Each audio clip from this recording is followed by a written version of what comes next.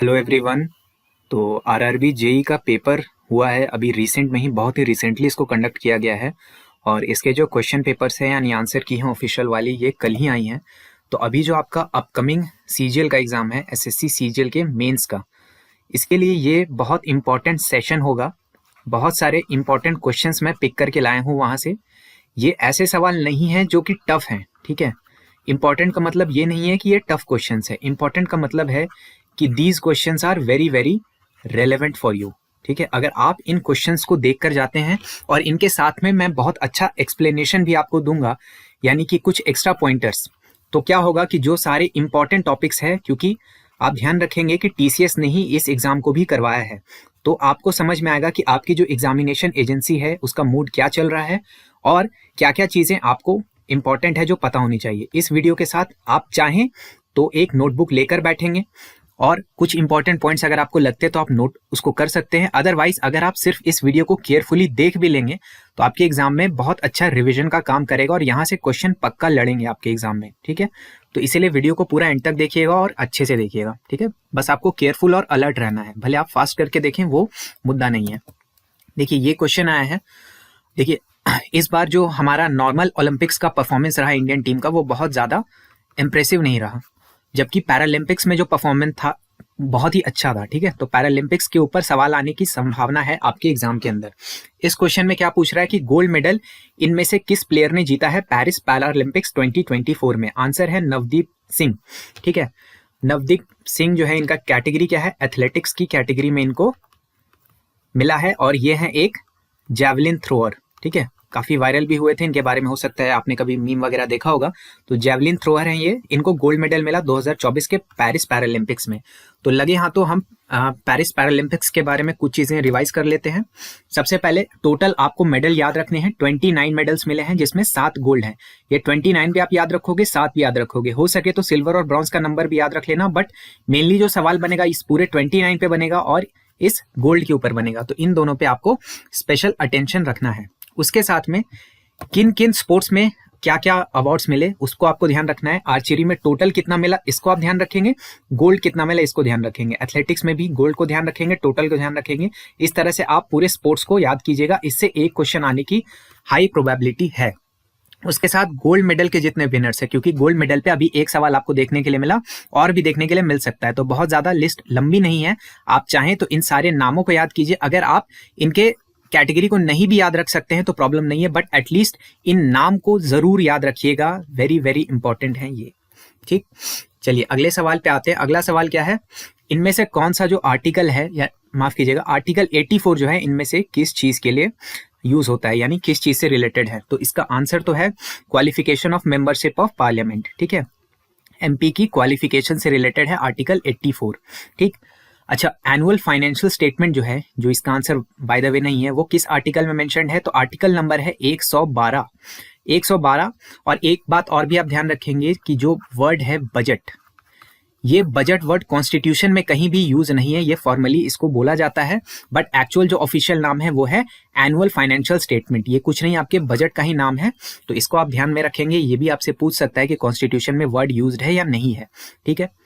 Ordinance making power जो है president के पास भी होता है, और आप ध्यान रखेंगे स्टेट में गवर्नर साहब के पास भी ऑर्डिनेंस मेकिंग का पावर रहता है, ठीक है। तो 1 2 3 ऑर्डिनेंस बनाना है, यानी जल्दी जल्दी आपको नियम पास करना है, तो 1 2 3 फटाफट काम करो। जब पार्लियामेंट जो है वो सेशन में नहीं होती तो ऑर्डिनेंस बनाने का पावर होता है प्रेसिडेंट के पास, ये है सेंटर में। और स्टेट में आर्टिकल 213, यानी सेम ही चीज है, बस लेटर आगे पीछे हो गया, तो 213 ये है आर्टिकल नंबर जो गवर्नर को ऑर्डिनेंस मेकिंग पावर के बारे में व्याख्या करता है। तो ये दोनों आपको पता होना चाहिए। देखिए हिंदी मीडियम के लिए मैं जुगाड़ नहीं कर पाया, जल्दी जल्दी में सारी चीजें मुझे जुगाड़नी थी, लेकिन मैं बोल हिंदी में रहा हूं, तो आई होप आपको चीजें समझ में आ जाएंगी। अगला क्या है, डिस्क्वालिफिकेशन फॉर मेंबरशिप। ये मेंशन्ड है आपके आर्टिकल 102 में, ठीक है। 102 में डिस्क्वालिफिकेशन ऑफ मेंबरशिप ऑफ के बारे में बात की जाती है। अच्छा, अब डिस्क्वालिफिकेशन पे मैं थोड़ी सी चर्चा करूंगा कि ये जो डिस्क्वालिफिकेशन है ये डिसाइड कौन करता है। ये वेरी इंपॉर्टेंट टॉपिक है, आने की संभावना है, ठीक है। तो देखो डिस्क्वालिफिकेशन किस किस रीजन से हो सकता है, या तो डिफेक्शन हो जाए। डिफेक्शन क्या होता है, डिफेक्शन बेसिकली होता है कि जैसे एक पार्टी है उस पार्टी से आप दूसरी पार्टी में जंप करते हो या उनकी बातों को नहीं मानते हो, तो ये डिफेक्शन की कैटेगरी में आता है। ज़्यादा डिटेल्स में हम नहीं जाएंगे क्योंकि मुझे इसको थोड़ा सा शॉर्ट रखना है, आपके लिए रिविजन सेशन की तरह इसको रखना है, ठीक है। तो एक डिफेक्शन की वजह से हो सकता है, कोई और कारण हो सकते हैं, या फिर कन्विक्शन यानी कि जेल वगैरह अगर हो जाए किसी व्यक्ति को।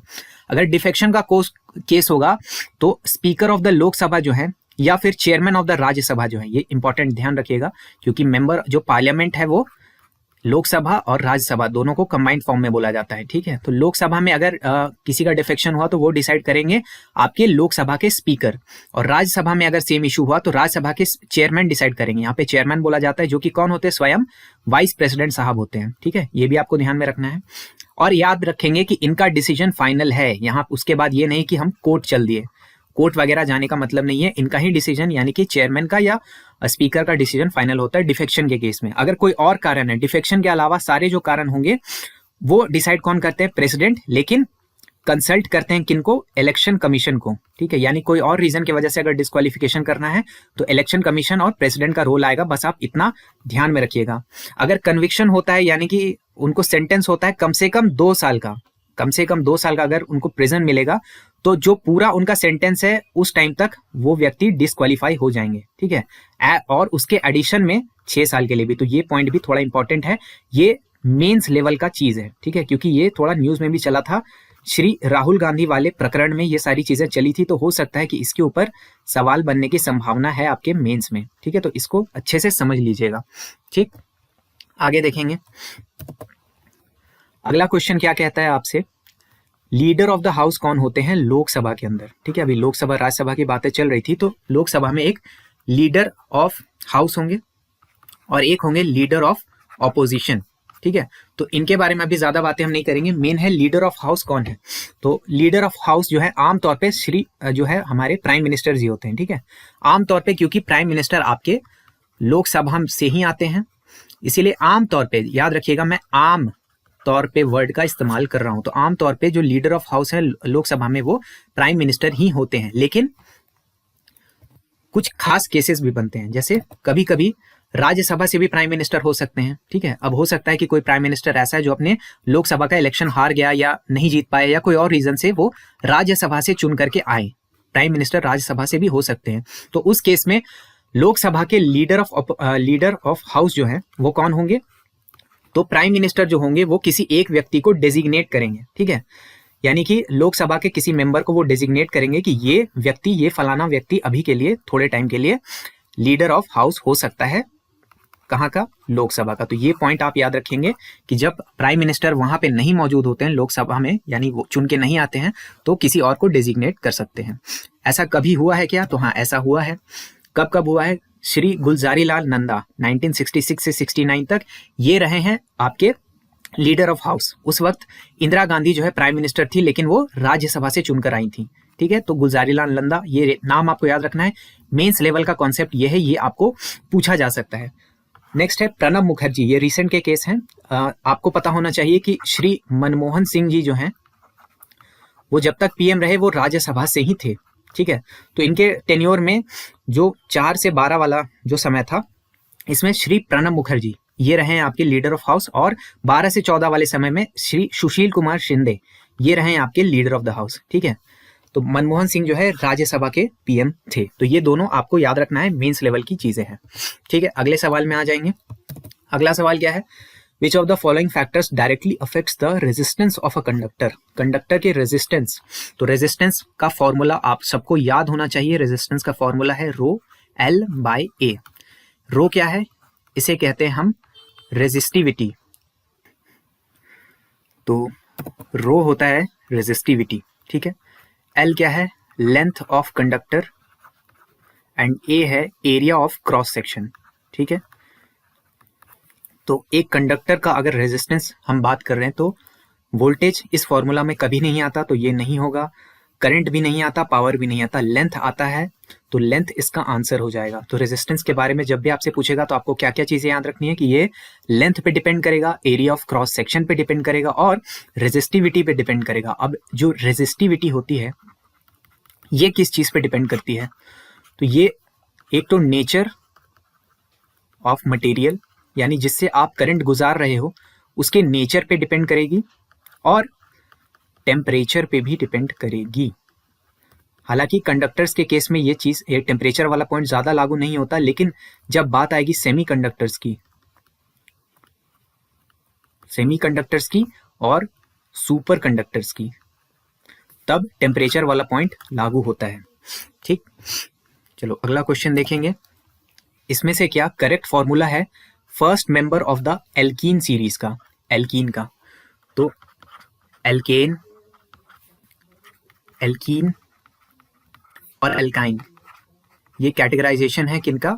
हाइड्रोकार्बन्स का। इनका जनरल फॉर्मूला आपको ध्यान रहेगा एग्जाम में, तो बहुत अच्छे से चीजें कर लोगे। इसका जनरल फॉर्मूला होता है CnH2n+2, इसका होता है CnH2n, और एल्काइन का होता है CnH2n-2, यहाँ पे +2, यहाँ पे -2 और यहाँ पे केवल 2n।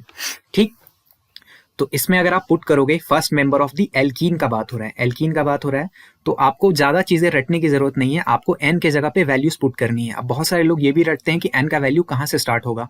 आप कॉमन सेंस लगाओ कि n का वैल्यू अगर आप 1 से स्टार्ट करोगे तो ये क्या आएगा फॉर्मूला में, C1 और H2, C1H2 करके ये कार्बन की जो भूख है ये नहीं मिटेगी, क्योंकि इसको 4 लोग चाहिए। ठीक है, अपनी भूख मिटाने के लिए इसको 4 बॉन्ड्स बनाने होते हैं, तो इसकी भूख नहीं मिट रही, इसलिए जो पहला मेंबर होगा एल्कीन सीरीज का वो स्टार्ट होगा कहाँ से, 2 से। तो जब n की जगह पे आप 2 पुट करोगे तो C2H4, ये हो जाएगा पहला मेंबर एल्कीन सीरीज का। ठीक है, उसी तरह से आप एल्केन में और एल्काइन में भी देख सकते हो। एल्केन में जो आपका पहला मेंबर है वो n=1 से स्टार्ट होगा, यहाँ n=2 से स्टार्ट होगा। ठीक है, तो इसको आपको ध्यान में रखना है। एक और चीज आप ध्यान में रखोगे, ये भी क्वेश्चन बार बार आने के चांसेस होते हैं, सैचुरेटेड, सिर्फ मैं रिवाइज कर रहा हूं, मुझे पता है आप सबने पढ़ा हुआ है, सैचुरेटेड एंड अनसैचुरेटेड। ठीक है, तो सैचुरेटेड में आपका आता है एल्केन, यानी कि सिंगल बॉन्ड वाला। ठीक, और अनसैचुरेटेड में आता है alkene and alkyne, kene and kyne, यानी डबल बॉन्ड वाले और ट्रिपल बॉन्ड वाले। ये भी पॉइंटर आप ध्यान में रखना अगर आपको याद नहीं है तो। ठीक, अगला क्वेश्चन क्या है, इनमें से कौन सा ऑर्गन है, आप बोल लो, जो कि डेवलपिंग एम्ब्रियो को वेस्ट प्रोडक्ट्स को एक्सपेल करने में यानी बाहर निकालने में हेल्प करता है। ह्यूमन बींग्स के केस में बात हो रही है, ह्यूमंस यानी कि मैमल्स। ठीक, तो आंसर होगा प्लेसेंटा। प्लेसेंटा आपको याद है, जो बेबी के नाभि से लेकर मदर के बॉडी तक अटैच होता है, एक कॉर्ड लाइक स्ट्रक्चर होता है, इसे कहते हैं प्लेसेंटा। प्लेसेंटा का रोल क्या है ये आप थोड़ा सा देख लो, आपके एग्जाम में काम आ सकता है। सबसे पहले जो न्यूट्रिएंट्स बॉडी बेबी को मिलते हैं मदर की बॉडी से, वो प्लेसेंटा से ही मिलते हैं। ऑक्सीजन भी उसको वहीं से मिलता है, क्योंकि अंदर में ऑक्सीजन ऐसे गैसियस फॉर्म में अवेलेबल नहीं होता, उसको वहीं से एक्सचेंज करना होता है। जो भी वेस्ट प्रोडक्ट है वो भी डेवलपिंग फीटस का प्लेसेंटा के थ्रू ही एक्सचेंज होंगे। ठीक है, कुछ हार्मोन्स जो प्रेगनेंसी में रिकॉर्ड होते हैं वो भी यहीं से मिलेंगे आपको, और फीटस जो है उसको इन्फेक्शन से बचाने का काम भी यही करता है। ठीक, तो ये सारी चीजें आपको ध्यान में रखनी है। अगला क्या है, मोपला रेबेलियन के ऊपर सवाल है। मोपला रेबेलियन 1921 का जो है किस रीजन में हुआ था, ये सवाल पूछा गया है। तो ऐसे तो ये आंसर बहुत ही ईजी है, केरला, बट इस क्वेश्चन को देखकर हमें कुछ चीजों को रिवाइज कर लेना चाहिए। तो यहाँ पे मैंने आपके लिए एक छोटा सा टेबल दिया है, रिबेलियन, उसका डेट्स और उसके प्लेसेस। ज्यादा ध्यान आप रिबेलियन और प्लेसेस पे रखोगे, लेकिन अगर आप सालों को याद कर सकते हो, यानी ईयर्स को याद कर सकते हो, तो बहुत आपको हेल्प हो जाएगी। ये तो बहुत ज्यादा इंपॉर्टेंट नहीं है, क्योंकि आप सबको ये याद ही होगा। इन चीजों पे आप ज्यादा ध्यान देंगे जो यहाँ पे लिखी हुई है, और खासकर जो साउथ इंडिया वाले जगह हैं, साउथ इंडियन प्लेसेस, ये एसएससी को, टीसीएस को ज्यादा पसंद आती है। ठीक है, तो इसीलिए साउथ इंडिया वाली जगहों पर ज्यादा आप प्रकाश डालेंगे और ज्यादा अपने दिमाग में रिवाइज करेंगे। इस टेबल को आप स्क्रीनशॉट ले लें या फिर अपने नोट्स में डाल लें, ये वेरी इंपॉर्टेंट टेबल है। ठीक है, अगला सवाल क्या है, अगला सवाल ज्यादा कुछ इसमें नहीं है, बस एक इंटेलिजेंट एलिमिनेशन टेक्निक यहाँ से रिवाइज करने की चीज है। देखो सवाल किसके बारे में आया, पीएम विश्वकर्मा योजना के बारे में। ठीक है, 3 स्टेटमेंट दिए हुए और पूछ रहा है कि इसमें से कौन कौन सा स्टेटमेंट्स सही है, करेक्ट है, ये भी आपको देख लेना एग्जाम में। पहला स्टेटमेंट क्या है, पीएम विश्वकर्मा योजना was launch by PM Modi on 17 सितंबर 2023। अब यहाँ पे एक डेटा वाला पॉइंट है। ठीक है, तो हो सकता है कि मे बी इसमें कुछ छेड़छाड़ किया होगा, 2022 को 3 बनाया होगा या ऐसा कुछ किया होगा, हमें नहीं पता, इसको आप इग्नोर कर सकते हो। जब सेकंड स्टेटमेंट पे आओगे तो इसमें क्या लिखा हुआ है, scheme aims to provide end to end support to artisans crafts people who work with their hands and tools. तो एक जेनेरिक टाइप का स्टेटमेंट है जिसमें गलत होने की गुंजाइश ज्यादा नहीं है, तो हम इसको करेक्ट मानेंगे और फिर ऑप्शंस की तरफ जंप करेंगे। तो अगर हम स्टेटमेंट 2 को करेक्ट मानते हैं तो ये एलिमिनेट हो गया, ये एलिमिनेट हो गया। अब हमारे पास बचते हैं 2 ऑप्शंस। ठीक है, अगला स्टेटमेंट भी आप जब देखोगे तो अगला स्टेटमेंट भी एक जेनेरिक टाइप का ही स्टेटमेंट है, इसमें कुछ ज्यादा गलत होने की चीजें नहीं है, एक जनरलिस्टिक जेनेरिक स्टेटमेंट बोला जा रहा है। तो हमें पता लगा कि 2 और 3 ये पक्का पक्का सही होंगे, ऐसा हमको लग रहा है। तो जब 2 3 एक साथ हम ढूंढेंगे तो ऑप्शन नंबर 3 ही हमको प्राप्त होगा। तो ये इसके साथ आप जा सकते हो एग्जाम में। ठीक है, ध्यान रखना मेंस के अंदर बहुत सारे स्टेटमेंट वाले क्वेश्चंस एक्सपेक्टेड होते हैं, वहां सारी चीजें आपको याद नहीं रहेंगी। तो इन तरीकों का आप अच्छे से रिवीजन और अध्ययन कर लेंगे, एग्जाम में आपको बहुत ज्यादा हेल्प करेगा। ठीक है, बाकी पीएम विश्वकर्मा योजना के बारे में ये 3 पॉइंट्स भी हैं, इनको भी आप एक बार पढ़ लो। और मेन चीज है कि इनको लॉन्च किसने किया, पीएम मोदी ने, और 17 सितंबर 2023 को किया था। ठीक है, इन्हीं के दिन मोदी जी का शायद जन्मदिन भी है, if I am not wrong, इसको कमेंट में जरूर बताइएगा। ठीक है, और चलो इन्हीं के दिन या इसके एक दिन बाद सीजीएल 2022 का पैटर्न चेंज किया गया था, 1-2 दिन के अंदर इसी रेंज में। ठीक है, तो ये भी एक फैक्ट है, हालांकि ये एग्जाम में नहीं आएगा बट ऐसे ही बता रहा हूँ। अच्छा, एक स्मॉल रिक्वेस्ट है भाई, प्लीज वीडियो को लाइक करो, शेयर करो, अगर अच्छा लगा, जरा भी वैल्यूएबल लगा, प्लीज लाइक दिस वीडियो। और टेक्स्ट बुक का पास कभी भी आप बाय कर रहे हो या आपके आसपास का लोग कोई बाय कर रहा है, प्लीज उसको बोलो कि कूपन कोड क्लस्टर लगा दे। ठीक है, परचेज करते वक्त डिस्काउंट भी इसको मैक्सिमम इससे मिल जाएगा, और थोड़ा सा हमको इसके एवज में कुछ कमीशन मिलता है, जिससे चैनल के कुछ एफर्ट्स को हम सस्टेन कर पाते हैं और फ्यूचर में कुछ बड़ी चीजें प्लान कर रहे हैं तो उसके लिए भी हेल्प होगा। तो प्लीज अगर टेक्स्ट बुक का पास आप ले रहे हो, आज नहीं तो फ्यूचर में कभी भी लोगे, तो इस कूपन कोड को थोड़ा याद रखना, अपने दोस्तों को भी बताना, और वीडियो को हो सके तो लाइक एंड शेयर करो। चलो, वीडियो अभी खत्म नहीं हुआ, आगे बात करते हैं। इनमें से कौन सा आर्टिकल्स है जो कि वाइस प्रेसिडेंट के इलेक्शन, क्वालिफिकेशन और रिमूवल की बात करता है, यानी पूरा रेंज ऑफ आर्टिकल्स पूछा जा रहा है आपसे, किसका, वाइस प्रेसिडेंट का। तो ये आपके आता है 63 से 71, ये रेंज आता है वाइस प्रेसिडेंट की, इसमें सारी बातें की जाती हैं। ठीक है, ये वेरी वेरी इंपॉर्टेंट रहा है क्योंकि हाल ही में इलेक्शन हुआ, मतलब हाल ही में तो नहीं, लेकिन एसएससी इतने पीछे जा रहा है तो उसको हाल ही में आप कह सकते हो। ठीक है, तो ये मैं सारे आपको टेबल बनाकर दे दिया हूँ। आपको यूट्यूब पे बहुत सारे अलग अलग वीडियोस मिल जाएंगे, इसको याद करने की ट्रिक्स मिल जाएंगी, प्लीज आप इनको याद करके रखना। और अगर याद नहीं रख सकते हो तो एटलीस्ट इस रेंज को जरूर याद रखना, पहले वाले को याद रखना, ये बहुत बहुत जरूरी है। ठीक है, पहले वाले, दूसरे वाले, ये इंपॉर्टेंट है, ये इंपॉर्टेंट है। बाकी अगर पूरा याद कर लो तो बहुत अच्छा रहेगा। ठीक, अगला क्वेश्चन भी कुछ चीज सिखाने के लिए है, इंटेलिजेंट एलिमिनेशन सिखाने के लिए है। क्वेश्चन क्या है, वेयर इज द ताज महोत्सव हेल्ड। ठीक है, ताज महोत्सव कहाँ हुआ था। देखो, ऐसे तो जिनको याद होगा अच्छी बात है उनके लिए, बट इस तरह के क्वेश्चंस में मैं एक चीज आपको बता रहा हूँ कि देखो 4 ऑप्शंस आपको मिलेंगे। अगर आपको नहीं ज्यादा आइडिया है तो आप ये ढूंढो कि सिमिलर ऑप्शंस कौन कौन से हैं। ठीक है, सिमिलर साउंडिंग हो सकते हैं या फिर सिमिलर वर्ड्स वाले हो सकते हैं, सिमिलर टर्म्स वाले हो सकते हैं, तो आप सिमिलर को ढूंढने की कोशिश करो। तो आप देखो यहाँ क्या है, near the eastern gate of Taj Mahal और near the western gate of Taj Mahal, यानी दोनों में नियर नियर, ताजमहल ताजमहल, ये सारी चीजें एक जैसी हैं। तो पक्का है कि आंसर आपका इन दोनों में से कोई एक ही होने वाला है। एग्जाम लाइक कंडीशन में इस केस में आपने क्या किया, अपने सवाल को सही करने की प्रोबेबिलिटी 50% कर दी है, और इस केस में आपको एग्जाम में जरूर अटेम्प्ट लेना चाहिए, भले आपको ज्यादा चीजें नहीं भी पता, क्योंकि ईस्टर्न और वेस्टर्न में थोड़ा मुश्किल रहता है जान पाना। ठीक है, जो लोग लोकल्स नहीं है उनको हो सकता है इसके बारे में ज्यादा आइडिया न हो, लेकिन अगर आपने 50-50% पे भी लाया है क्वेश्चन को तो आपको प्लीज यहाँ पे अटेम्प्ट करना चाहिए। ठीक है, इससे आप नेट पॉजिटिव में रहोगे। चलो अगला सवाल है, चलो अब वो वाली चीजें मैं ज्यादा नहीं बताऊंगा, नहीं तो आप बोलोगे कि यार ये क्या मतलब, इसके लिए थोड़ी आए थे हम वीडियो में। तो चलो, कमिटीज के बारे में एक सवाल आया है, इनमें से कौन सी कमिटी ने सजेस्ट किया था कि ड्यूटी जो पे टैक्सेस की है, यानी टैक्स भरने की जो ड्यूटी है वो फंडामेंटल ड्यूटी में इंक्लूड होनी चाहिए सभी इंडियन सिटीजन्स के लिए। तो फंडामेंटल ड्यूटी जैसे ही आपके सामने नाम खनकेगा तो आपके सामने नाम याद आना चाहिए आपको सरदार स्वरण सिंह कमेटी के बारे में। तो सरदार स्वरण सिंह कमेटी ने बहुत सारे फंडामेंटल ड्यूटीज को रिकमेंड किया था, जिसमें ज्यादातर मान लिए गए थे बट कुछ नहीं भी माने गए थे। उसमें से एक ये था कि टैक्सेस पे करना एक फंडामेंटल ड्यूटी होनी चाहिए, जिसको कि नहीं माना गया था, रिजेक्ट किया गया था। ठीक है, तो स्वरण सिंह कमेटी के बारे में कुछ चीजें हैं जो आप ध्यान रखो, आपको वेरी इंपॉर्टेंट है। यही जो कमेटी है ये इंदिरा गांधी जी के वक्त में कंस्टिट्यूट हुई थी, और इसी के बाद फंडामेंटल ड्यूटीज यानी आर्टिकल 51A इंट्रोड्यूस हुआ हमारे संविधान के अंदर 42nd अमेंडमेंट में।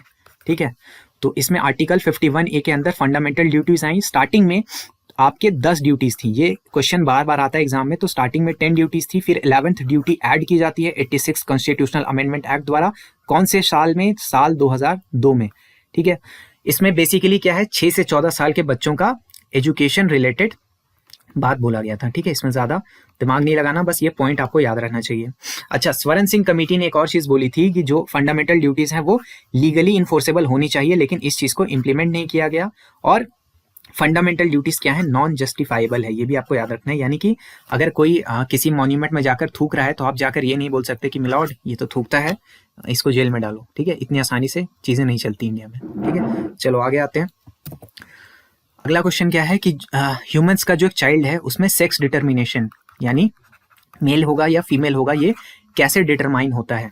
तो टेम्परेचर से नहीं जी, फेट से, किस्मत से, एक तरह से, लेकिन साइंटिफिकली आप इसको नहीं बोल सकते, इन्वायरमेंट से नहीं, जेनेटिक कॉन्स्टिट्यूशन से पता चलता है कि बच्चा मेल होगा या फीमेल होगा। कैसे? इसको भी थोड़ा सा समझ लेना। वैसे आप सबको पता होगा, लेकिन फिर भी मैं बता दूं, जो मेल पेरेंट है, फीमेल पेरेंट है।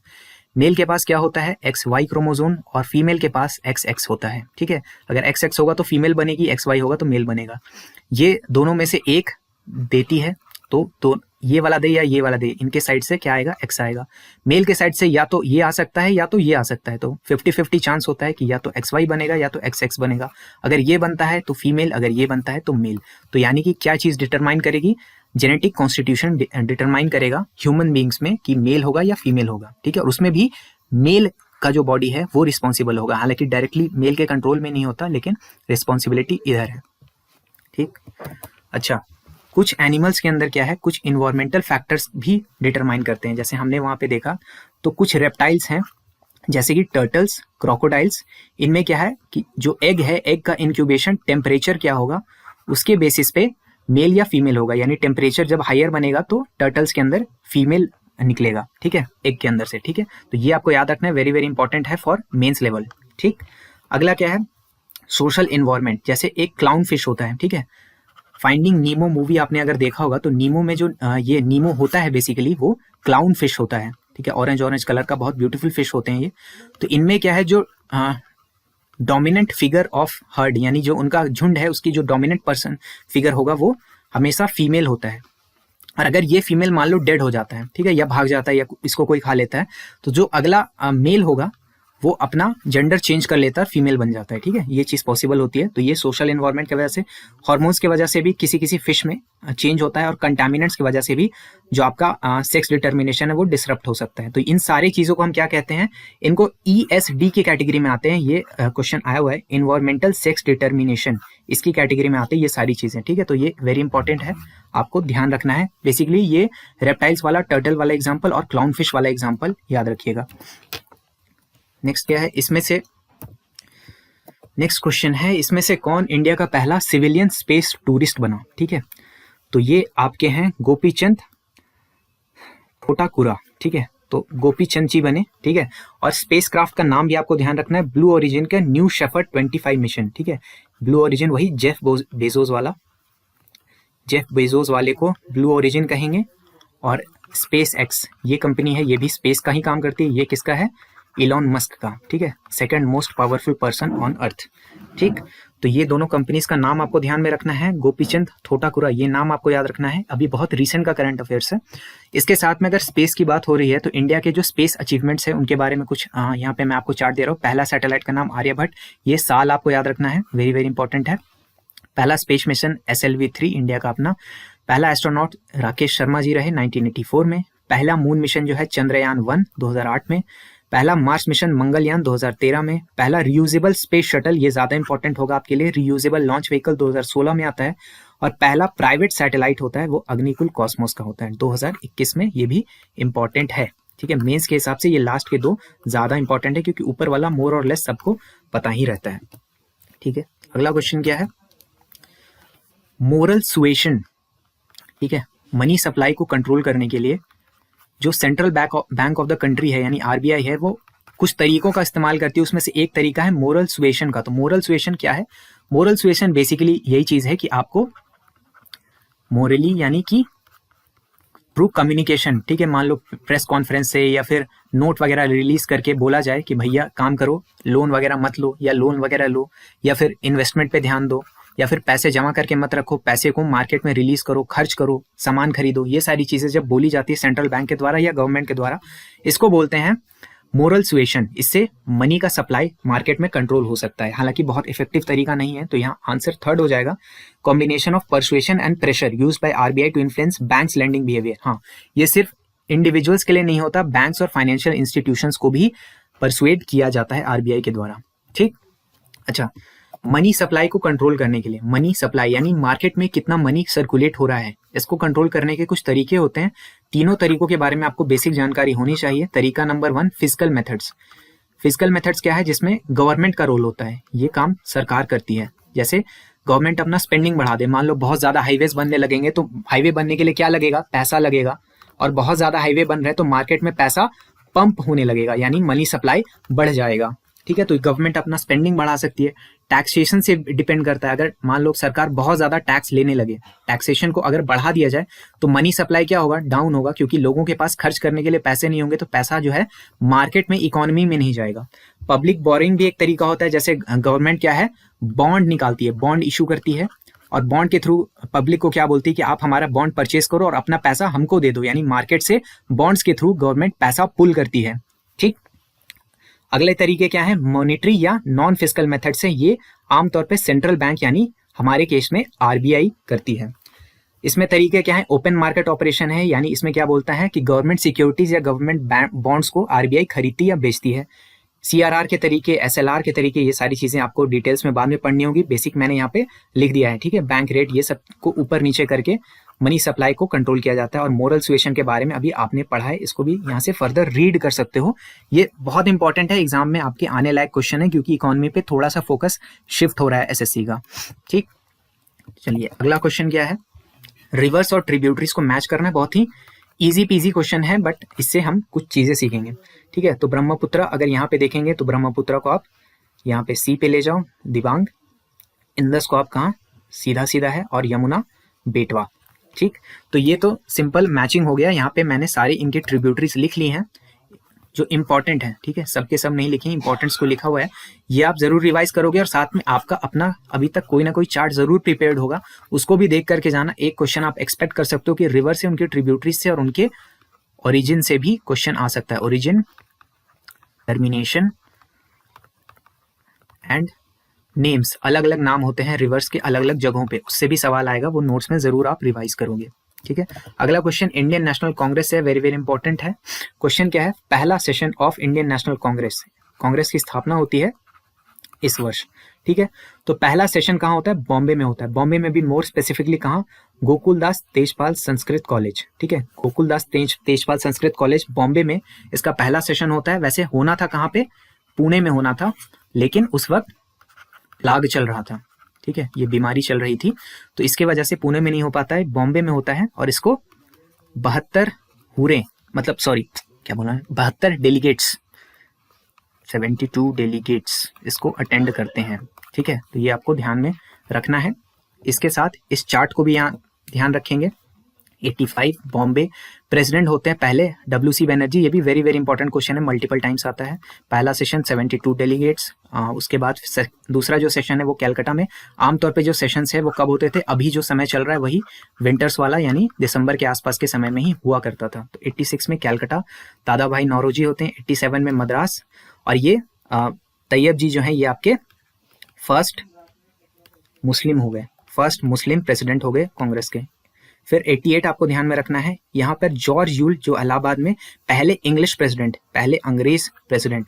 बहुत लोगों को लगता है कि A.O. ह्यूम जिन्होंने स्थापना में रोल प्ले किया था, ये पहले इंग्लिश प्रेसिडेंट है। ये प्रेसिडेंट नहीं थे, इन्होंने सिर्फ फाउंड किया था। ठीक है, और इनका नाम भी आप याद रखेंगे। 1917 क्या खास है? कैलकाटा में Annie Besant first women president बनती हैं कांग्रेस की।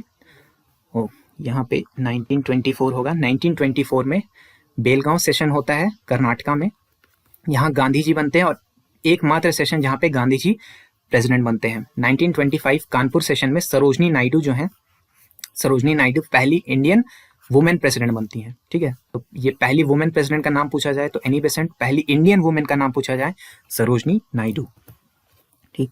अगला क्वेश्चन क्या है, महात्मा गांधी के बारे में है। उन्होंने जो अपना सॉल्ट मार्च शुरू किया था उसमें कितने लोग थे, कितने वॉलंटियर्स थे, तो टोटल 78 वॉलंटियर्स थे प्लस एक गांधी जी खुद थे। तो आपसे अगर पूछा जाए टोटल वॉलंटियर्स की संख्या तो 78 प्लस टोटल मेंबर्स की संख्या पूछी जाए तो ये 79 हो जाएगा, क्योंकि गांधी जी अलग से काउंट होंगे, ठीक है। स्टार्टिंग कहाँ से हुई थी इसकी, साबरमती आश्रम जो अहमदाबाद में है, और दांडी जो विलेज है गुजरात का एक कोस्टल विलेज है, वहीं टोटल 240 माइल्स कवर किया गया था और वहां जाकर इन्होंने सॉल्ट लॉ ब्रेक किया था, सॉल्ट लॉ ब्रेक किया था, ठीक। अगला क्या है, इसमें से कौन सी डायनेस्टीज जो हैं जिन्होंने ट्राईपार्टाइट स्ट्रगल कन्नौज के ऊपर जो हुआ था उसमें पार्टिसिपेट नहीं किया था, तो आंसर है आपके चोलास। बाकी इन तीनों ने पार्टिसिपेट किया था, वेरी वेरी इंपॉर्टेंट है, इसको आपको ध्यान में रखना है, क्वेश्चन आने की बहुत प्रबल संभावना है। ट्राईपार्टाइट स्ट्रगल जो है वो कन्नौज के ऊपर हुआ था। Palas of Bengal, Pratiharas of central India और राष्ट्रकूटास ऑफ डेक्कन, ये 3 लोग इसमें इन्वॉल्व थे, तीनों पार्टीज थी। बहुत लंबा स्ट्रगल चला था, lasted for 200 years and weekend all of them, जिसके वजह से जो टर्क्स हैं उन्होंने इवेंचुअली ओवरथ्रो कर दिया था। इसका विजेता यानी विनर लगभग कोई नहीं था, लेकिन जो प्रतिहार्स हैं वो थोड़े टाइम के लिए पावरफुल इमर्ज हुए थे, ठीक है। तो ये आपको इसमें विनर कोई नहीं था, आपको इन तीनों पार्टीज का नाम याद रखना है, कन्नौज याद रखना है, ठीक। G20 के ऊपर क्वेश्चंस आने की थोड़ी संभावना है। इसमें पूछ क्या रहा है क्वेश्चन में कि G20 एग्रीकल्चर मिनिस्टेरियल मीटिंग 2024 में कहाँ हुआ था। अगर आपको केवल इतना याद है कि 2024 में ब्राजील में हो रहा है तो बस उससे भी आप इस क्वेश्चन को कर सकते थे। हमारे लिए ये इंपॉर्टेंट नहीं है, हमारे लिए ये इंपॉर्टेंट है कि G20 में आउटकम क्या निकल कर आया, ये आउटकम के ऊपर आपसे सवाल आ सकता है। तो एक global alliance against hunger and poverty, ये आउटकम निकल कर आया है। ये वेरी वेरी इंपॉर्टेंट है क्योंकि एसएससी के बहुत सारे रिसेंट एग्जाम्स में इसको पूछा गया है, तो ये आप जरूर ध्यान रखेंगे, इसका नाम आपसे पूछा जा रहा है। 2023 में G20 समिट इंडिया में हुआ था, 24 में ब्राजील में हुआ और 25 में साउथ अफ्रीका में होने वाला है। साथ में G20 के सारे मेंबर नेशंस का नाम आप याद रखेंगे। अगर इजी क्वेश्चन आना होगा तो ये भी पूछ लेगा कि इसमें से कौन G20 का मेंबर नहीं है, तो इसके लिए मैंने एक ट्रिक का वीडियो बनाया था कैसे इसको याद रखना है। उसका वीडियो मैं आई बटन में लगा दूंगा और डिस्क्रिप्शन में लगा दूंगा, ठीक है। डिस्क्रिप्शन में ये स्पेलिंग है ना, शायद ये है, तो इसको आप जरूर देख लीजिएगा अगर आपको याद करना है। एक इजी पीजी क्वेश्चन यहाँ से बन सकता है, ठीक है। आखिरी सवाल क्या है, बुद्धिस्ट आर्किटेक्चर में चैत्य, ये चैत्य किसको बोला जाता है, तो चैत्य में क्या है, चैत्य में प्रेयर होता था, प्रेयर एंड असेंबली ये चैत्य में होती थी। उसके साथ में एक विहाराज होते थे, विहाराज। इसमें क्या है, इसमें मॉन्क्स लिव करते थे यानी रहते थे, मॉन्क्स लिविंग प्लेस था विहाराज। और एक टर्म आता है स्तूपास, स्तूपास में क्या है, बुद्धा और बुद्धा से जैसे बड़े बड़े जो इंपॉर्टेंट फिगर्स हैं उनके रेलिक्स रखे हुए हैं, तो स्तूपा में रेलिक्स रखे हुए हैं यानी आफ्टर डेथ वाली चीजें कुछ यहाँ पे रखी हुई हैं। विहाराज में मॉन्क्स रहा करते थे और प्रेयर होता था चैत्य में, ठीक है। विहाराज के से आपको एक और चीज ध्यान रखना है कि विहाराज के नाम पे ही बिहार जो स्टेट है उसका नाम पड़ा है, ठीक है, बिहार, क्योंकि यहाँ बहुत सारे विहाराज थे तो इसके नाम पे बिहार का स्टेट का नाम पड़ा है, ये भी पूछा जा सकता है, ठीक है। बुद्धा के लाइफ से रिलेटेड कुछ इंपॉर्टेंट जगहों के नाम और उसको किस सिंबल से सिंबलाइज किया जाता था ये मैंने यहाँ पे लिखा है। लुम्बिनी नेपाल में बर्थ प्लेस होता है इनका, लोटस से सिंबलाइज किया जाता है। बोध गया में पहला जो है इनका इनलाइटनमेंट होता है, ठीक है, बोधि वृक्ष के अंदर, तो ये बोधि ट्री से सिंबलाइज किया जाता है। सारनाथ इंडिया में इन्होंने पहला सरमन दिया था, तो धर्म व्हील चक्के से इसको सिंबलाइज किया जाता है, ठीक है। और कुशीनगर इंडिया में इनका डेथ होता है, जिसको कि बुद्धिस्ट टर्म में क्या बोला जाता है, महापरिनिर्वाण, ठीक, इसको सिंबलाइज किया जाता है स्तूपा से, जो कि फाइनल निर्वाणा का सिंबल है। तो ये सारी चीजें आपको याद रखनी है। उसके साथ में ऐसे तो बुद्धिज्म के बारे में बहुत सारे और चीज भी आपको याद रखना चाहिए, लेकिन फिलहाल के लिए इतनी चीजें ही हैं, इससे आपका रिवीजन अच्छा हो गया, ठीक है। ये सेशन आपको कैसा लगा कमेंट में जरूर बताइएगा, क्योंकि अभी रेलवे के दूसरे एग्जाम्स का पेपर भी आने वाला है, तो वो भी मैं आपको करवाऊंगा। ऐसे शॉर्ट सेशन में आपका क्विक रिविजन हो जाएगा और आपका थोड़ा कॉन्फिडेंस में भी बूस्ट होगा, क्योंकि मुझे पता है मैक्सिमम चीजें आपको आती होंगी, लेकिन मैंने जस्ट आपका रिवीजन करवाया है ताकि आपको एग्जाम में थोड़ा कॉन्फिडेंस में आपका बूस्ट मिल सके, ठीक है। वीडियो अच्छा लगा तो वीडियो को लाइक कर सकते हो, अपने दोस्तों के साथ शेयर भी कर सकते हैं, और अगर कभी भी पास बाय करना है आपको टेक्स्ट बुक का तो कूपन कोड क्लस्टर का इस्तेमाल जरूर कीजिएगा। साथ में एक और अनाउंसमेंट है, नीचे आपको डिस्क्रिप्शन में एक लिंक मिलेगा, ठीक है, फॉर्म का लिंक होगा, उसमें अगर आप जीके का कोर्स हम बनाने की हम लोग सोच रहे हैं, तो उसके रिगार्डिंग आप प्लीज़ उसमें अपना रिस्पांस भरें। जो भी लोग रिस्पांस भरेंगे उनको कोर्स आने पर 20% का डिस्काउंट प्रोवाइड किया जाएगा। तो आप चाहें तो उसको प्लीज़ फिल कीजिएगा, फ्यूचर के लिए हमें हेल्प हो जाएगी। ठीक है, तो ये छोटा सा रिक्वेस्ट था आपके लिए। वीडियो देखने के लिए आपका बहुत बहुत धन्यवाद। मेरा नाम है Rishikesh and all the best for your exam. जय हिंद।